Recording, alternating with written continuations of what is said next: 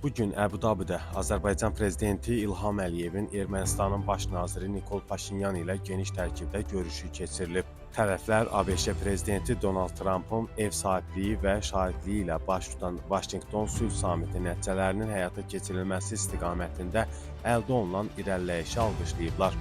Onlar Ermənistan və Azərbaycan arasında normallaşma prosesinin ikitərəfli əsasda irəlilədilməsinə müsbət dinamikanın qorunub saxlanılmasının vacibliyini vurğulayıblar.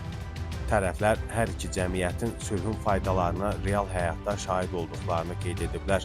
Onlar ikitərəfli ticarətin başlamasından və Azərbaycandan Ermənistana neft məhsullarının ixracının davam etməsindən, həmçinin üçüncü ölkələrdən Ermənistana taxıl və digər malların Azərbaycan ərazisindən tranzitinin həyata keçirilməsindən məmnun olduqlarını bildiriblər. Tərəflər ikitərəfli ticarət və iqtisadi əməkdaşlığı genişləndirmək üçün imkanları araşdırmağı davam etmək barədə razılığa gəliblər. Onlar həmçinin vətəndaş cəmiyyəti nümayəndələrinin qarşılıqlı səfərlərini alqışlayıb və etimad quruculuğu tədbirlərinin genişləndirilməsinin zəruriliyi barədə razılığa gəliblər.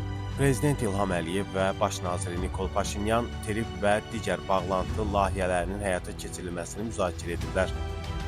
Azərbaycan prezidenti və Ermənistanın baş naziri iki ölkə arasında sülhün və sabitliyin daha da möhkəmləndirilməsi istiqamətində səyləri davam etdirməyə hazır olduqlarını bir daha təsdiqləyib.